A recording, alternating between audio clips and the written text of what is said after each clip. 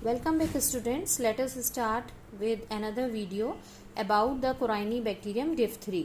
तो जो पहला वाला वीडियो था उसमें हमने किसके बारे में बात किया था? उसमें हमने बात किया था अबाउट द मेटाक्रोमेटिक ग्रेन्यूल्स. मेटाक्रोमेटिक ग्रेन्यूल्स जो बहुत ही एक इम्पॉर्टेंट स्ट्रक्चर होता है और डॉट लाइक स्ट्रक्चर होता है, और जब भी आप एल्बर्ट स्टेन करते हैं तो इसके बारे में ज़रूर क्वेश्चंस पूछे जाते हैं. वो हमने डिस्कस किए थे पहली वीडियो में. इसमें हम आगे चलते हैं.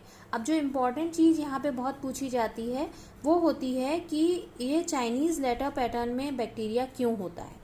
आपके और भी बैक्टीरिया होते हैं पर यही वाला बैक्टीरिया ऐसे एक्यूट एंगल बना के क्यों दिखता है.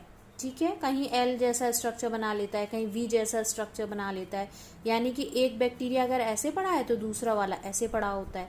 तो ये स्ट्रक्चर क्यों मिलता है, ये क्वेश्चन आपसे पूछा जाता है. तो they are usually seen in angular fashion resembling the letter V और एल और ए.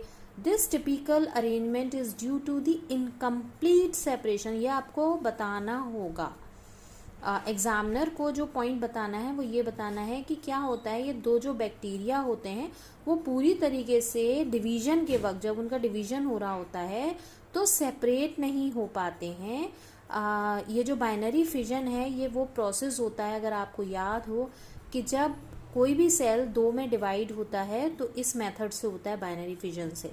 तो मेनली आपको सिंपल भाषा में क्या बताना है कि जब इनका डिवीजन हो रहा होता है, जब एक बैक्टीरिया से दो बैक्टीरिया बन रहे होते हैं तब, और ये जो प्रोसेस होता है वो बाइनरी फिजन होता है. पर अगर आप भूल जाते हैं बाइनरी फिजन तो आप सिंपल इतनी बात बता सकते हैं कि जब बैक्टीरिया एक से दो में डिवाइड हो रहा होता है तो वो पूरी तरह से एक दूसरे से अलग नहीं हो पाता है, जिसकी वजह से वो चिपका रह जाता है और उसका जो स्ट्रक्चर होता है वो ऐसा लगता है जैसे ये आप एल में देख रहे हो कि एक इधर पड़ा हुआ है एक इधर पड़ा हुआ है, तो वो एक दूसरे से चिपके रह जाते हैं.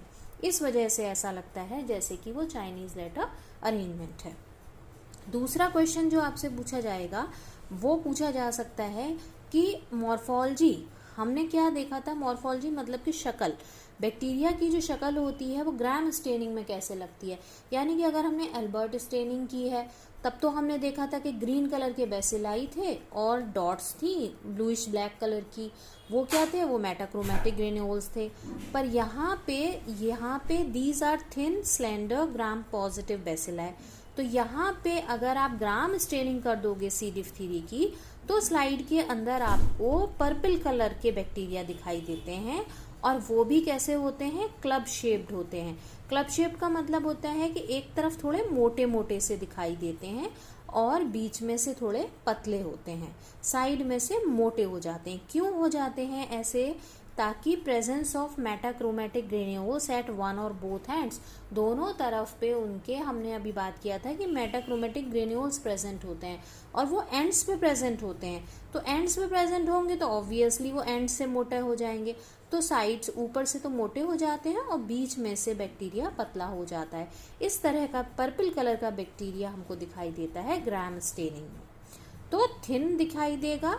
और दूसरी चीज क्या होगी, ग्राम पॉजिटिव. ग्राम पॉजिटिव होने का मतलब कैसा है, पर्पल कलर का दिखाई देगा. तो ये चीज भी आपको याद रखनी है. और अगर वो पूछे कि क्लब शेप्ड होते हैं, क्लब शेप्ड क्यों होते हैं, तो याद रखिए ये बात इम्पॉर्टेंट है. कई बार बच्चे निकल जाते हैं पढ़ते हुए और ये भूल जाते हैं कि क्या पॉइंट पे उनको ध्यान रखना था. तो क्लब शेप्ड क्यों है, क्लब शेप्ड का मतलब होता है एक साइड से थोड़ा सा मोटे होते हैं. और मोटे क्यों होंगे एक साइड से, क्योंकि उन कोनों पे बैक्टीरिया के प्रेजेंट होते हैं मेटाक्रोमेटिक ग्रेन्यूल्स, तो उन ग्रेन्यूल्स की वजह से वो साइड से मोटे हो जाते हैं. थर्ड क्वेश्चन जो आपसे पूछा जा सकता है वो है, how do diphtheroids differ from C diphtheriae on Albert staining. ये एक बहुत ही इंपॉर्टेंट बात है. जब भी आप कोराइनीबैक्टीरियम डिप्थीरिया बैक्टीरिया के बारे में पढ़ते हो, एक बिल्कुल इससे मिलता जुलता नाम आता है डिप्थेरॉइड्स. आप यहाँ पे देखो ऑइड्स, यहाँ पे है डिप्थीरी. फर्क देखिए, ये नाम में अगर कोई आपसे कह रहा है डिप्थेरी तो वो बैक्टीरिया अलग हो जाता है, और डिप्थेरॉइड्स तो ऑइड्स, जिस नाम में अगर कोई टीचर आपको ऑइड्स बोल रहा है या फिर इन दोनों के बीच का डिफरेंस पूछ रहा है तो आपको ध्यान रखना है. ये बैक्टीरिया इतने ज़्यादा पैथोजेनिक नहीं होते जितना कि सी डिप्थीरिया. सी डिप्थीरिया में बीमारी करने की ताकत थोड़ा ज़्यादा होती है, और डिफ्थेरॉइड्स जो होते हैं वो ज़्यादातर आपकी बॉडी में या तो नहीं करते हैं बीमारी, या फिर कोई हल्की फुल्की कुछ कुछ डिजीज़ कर देती हैं कुछ स्पीशीज़। तो इनके बीच का आपको डिफरेंस पूछ सकते हैं कि अगर आपने एल्बर्ट स्टेनिंग की है और स्लाइड के अंदर आप कैसे कहोगे कि वो डिफ्थेरॉइड है, ऑइड है, या डिफ्थरी वाला बैक्टीरिया है, कम नुकसान देने वाला बैक्टीरिया है, या वो बैक्टीरिया है जो नुकसान नहीं देता है, या फिर वही है सी डिफ्थरी ही बैक्टीरिया है। तो कैसे फ़र्क करोगे? तो याद रखिए इन नामों में ये ऑइड्स और डिफ्थरी ध्यान रखने वाली बात है। अब आपको जब पूछा जाएगा क्वेश्चन तो आप आसानी से बता सकते हैं कि जो डिफ्थेरॉइड्स होते हैं they are green coloured short and thick bacilli. ये छोटे होते हैं गुट्टू गुट्टू से और थोड़े थिक होते हैं, यानी कि ये तो मोटे होते हैं।